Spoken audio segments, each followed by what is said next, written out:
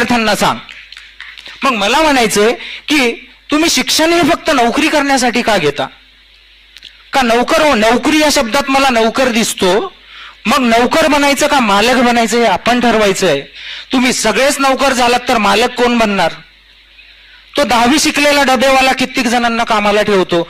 माझ्या इथे कात्रजला राहतो मी, कात्रजमध्ये एक माणूस आहे, त्यांनी एक आलिशान ऑफिस चालू केलंय, भांडवल लागत नाहीये बिझनेस करण्यासाठी, आणि त्याला इंग्लिश अजिबात येत नाहीये, आणि आपल्यासारखी शैली तो कधीच बोलू शकत नाही, एकदम गावंढळ भाषेमध्ये बोलतो. पण त्याच्या इथे काम करणाऱ्या लोकांना तो इंग्लिश कम्युनिकेशन फ्लुएन्स असणारी लोक हायर करतो की कस्टमरला इंटरॅक्शन करता आलं पाहिजे, कन्व्हिन्स करता आलं पाहिजे, कस्टमरला बोलता आलं पाहिजे. त्याची कंपनी रिअल इस्टेटची आहे, त्याला भांडवल लागत नाही. लोक म्हणतात व्यवसाय करण्यासाठी भांडवल लागतं, कारण काम करायचा कंटाळा असतो आम्हाला. बायको कामाला जात असेल तर चिंताच नसते, भागतं भाडं देते बायको, किराणा पण आणते, 15,000 पगार आहे, ओके, गरज नाहीये. मग त्या माणसाने एक ऍड पाठवली मला, म्हटले सर आमच्या कंपनीमध्ये 5 वॅकन्सी आहेत, 5ही फिमेलची गरज आहे, पण 5ही फिमेल अशा असल्या पाहिजे की MBA शिकलेला. 10वी वाला माणूस MBA वाल्यांना हायर करतो, ज्या की इंग्लिश बोलतात. डोकं लागतं, डोकं. व्यवसाय करण्यासाठी डोकं लागतं, पैसा लागत नाही. आता काल परवा 10वी 12वीचा रिझल्ट लागला, प्रत्येक आई वडिलांनी ठेवलं, गुणवंताचा सत्कार झाला, प्रत्येक आई वडिलांनी आपल्या पाल्यांचं स्टेटस ठेवलं. माझा पिंटू पास झाला, त्याला 80% मिळाले, त्याला 90% मिळाले. कोणत्याच शाळेचा रिझल्ट असा फेल नाही झाला, सगळ्यांचे 100% रिझल्ट लागले. आमच्या वेळेस तर पास होण्यासाठी पण कठीण होतं, आम्हाला पासच होत नव्हती. एका पोराची 5-5 विषय जायची, तो पोरगा रडत घरी यायचा. जीव द्यायचा नाही, फाशी घ्यायचा नाही पोरगा, फार गोवा गुटखा पिऊन दारू सिगरेट पिऊन फुल फिरायचा, पण फाशी घ्यायचा नाही. पण आजचे गांडूच्या अवलाद आहेत. हा, आजची मुलं आहेत ना, ती मुलं नाही आहेत. जर खऱ्या बापाचा मुलगा असेल तर आपल्या वाचून 100 जणांनी फाशी घेतली पाहिजे, आपण फाशी नाही घेतली पाहिजे. आत्महत्या आपण का करावी? आपल्या वाचून 100 लोकांनी करू दे, काही फरक नाही पडणार. चला मैं आबाद है तो सब कुछ बनेगा, ताजमहल खडा करूंगा अगर जिंदा रहूंगा तो. पण असं होत नाही. मी मरतो, कुठल्या तरी पुरीने मला धोका दिला, मी आता जीव देणार आहे, मला जगता येत नाहीये, माझं फार मेंटली डिस्टर्ब झालो.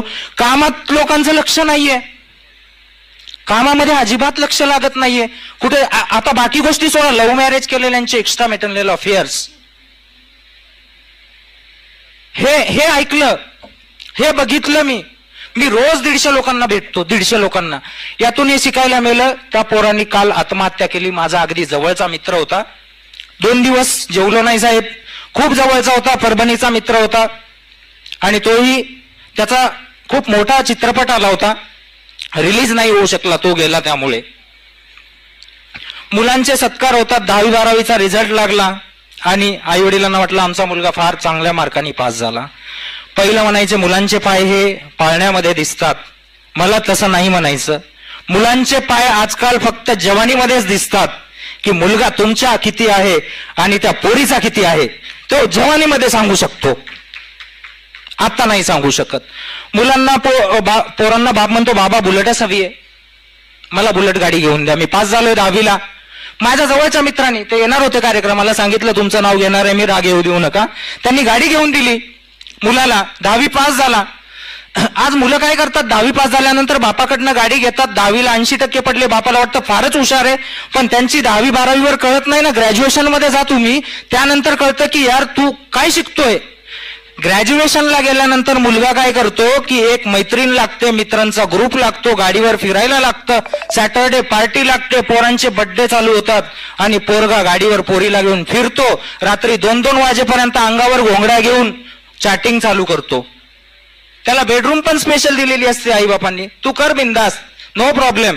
आणि नंतर पोरगा फेल होतो फर्स्ट सेमिस्टरला, कमी मार्कांनी, घरी सांगत नाही, 80 लागू असते, सेकंड सेमिस्टर नंतर देता येतं, घरी काही माहिती नसतं. याचा आपला कार्यक्रम जोरात चालू असतो. एखाद्या मित्रांनी बघितलेलं असतं बाजारात फिरत असताना की तुमचा, माझ्या मित्राचा पोरगा आहे, पोरगी घेऊन गाडीवर फिरतोय, सदाशिव पेठ साईडलाच बघितला, दगडूशेठ तुळशीबागेत होता, पोरीला घेऊन शॉपिंग करून देत होता. पण त्यांची पत्नी म्हणते तुम्ही त्यांना सांगू नका, भांडण कशाला घेताय? तुमची दुश्मनी का करून घेताय तुम्ही त्या माणसासोबत? तो त्याला खरं वाटेल का? तोच माणूस म्हणेल ना मग त्याची मैत्रीण वगैरे असत. असं होतं कालांतराने. आणि पोरीसोबत फिरत असतो, नंतर बापही एक दोन वेळा बघतो, न बघण्याच्या ठिकाणी बाप बघतो. बाप त्याला सांगतो, बाळा असं करू नकोस, चांगला शिक, मोठा हो, कलेक्टर हो. बापाचं पोरगं ऐकत नाही, म्हणतो जाने जिगर जाने मन, तुझको है मेरी कसम, तू जो मुझे ना मिली मर जाऊंगा मैं सनम. मग मी फाशी घेईल पप्पा, मला तिच्याशीच लग्न करायचंय, नाहीतर मी जीव देणार. सिच्युएशन अशी तयार होते, बापाला पोरगा एकच असतो. मग बाप म्हणतो आता करायचं काय, पर्यायच नाहीये, पर्याय नाहीये. मग शिकवायचं कसं? पोरगा पोरगी घेऊन फरार होतो. आणि पोरगा असा उद्योजक किंवा नोकरीत लागण्यापेक्षा कुणातरी लेबरच्या हाताखाली काम करतो, लेबरकडे कामाला जातो. बाप त्याला बघतो, पेंट्या तुला काही द्यायचं का 2-3 हजार रुपये? तू आता जरा पोरगी घेऊन बाहेर पळून गेला, नाहीतर ये माझ्याकडे, मी एकटाच आहे, मला सांभाळ, काही नाही फरक पडत, आम्ही एक्सेप्ट करू. तुला बाळ झाले ना, नो प्रॉब्लेम, आम्ही एक्सेप्ट करू. सांगण्याचं तात्पर्य असं आहे की मित्रांनो, सगळ्यात पहिलं घरी गेल्यानंतर तुम्ही वयाने मोठे होत चाललेले असतात. घरी गेल्यानंतर तुम्ही तुमच्या आईवडिलांकडे बघा की ते म्हातारे होत चाललेले आहेत. त्यांना हवंय काय, नकोय काय? मला जर आयुष्य अजून मिळत गेलं तर मी असं ठरवेल की मला मागायचं काय, अशी जर इच्छा होईल त्यावेळेस मी मागेल की माझे आई वडील हे अजीवन जिवंत राहिले पाहिजे, की माझे आई वडील कधीच मेले नाही पाहिजे, ही गोष्ट मी मागेल. तुम्ही एका आई वडिलांचा चांगला मुलगा बना. पैसा तुम्ही कधीही कमवू शकता, पण आई वडिलांचा चांगला मुलगा कधीच नाही बनू शकत. तुम्ही करोडोची प्रॉपर्टी कमवा, एखादी चांगली कलेक्टर पत्नी करा, पण एक मुलगा नाही बनू शकत तुम्ही. यासाठी मला सांगायचंय की आजच्या कार्यक्रमामध्ये तरुण पिढी फारच कमी आहे, सगळे पालक लोक जमलेले आहेत. मी खूप मोठा वक्ता नाहीये, मोटिवेशनल स्पीकर नाहीये, किंवा मी असंख्य वेळा स्टेजवर बोललोय असं पण काही नाहीये. मी खूप सामान्य मुलगा आहे की जे या पुणे शहरामध्ये मी पीएमपीने विना तिकीट प्रवास करण्यासाठी माझी लगबग असायची की माझ्याकडे तिकिटापुरतेही पैसे नसायचे, की मी म्हणायचो चेकर आला तर मी आधीच्या स्टॉपला उतरू आणि मग जाऊ. कधी कधी स्वारगेटवरनं कात्रजपर्यंत पायी गेलोय मी. आज बिल्डिंग मधनं खाली उतरलं फोर व्हीलर मधनं ऑफिसमध्ये, लिफ्टमध्ये, कधी पायी. माझी आई म्हणते नितीन तू चाल ना, तू चालला पाहिजे. माझ्याने अर्धा किलोमीटर पण चालणं नाही होत.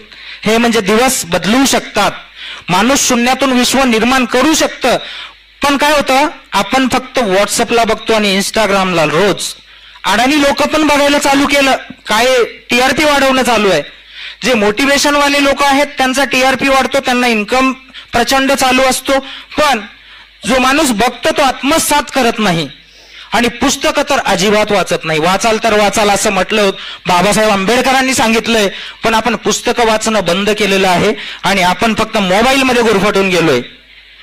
आणि मित्रांमध्ये जास्त, एखादा मित्र रात्री 2 वाजता फोन केला, चल पबला येतोस का, की आपण लगेच म्हणतो हा तू खर्च करणार, मी लगेच येतो, मी येणार, काळजी करू नकोस.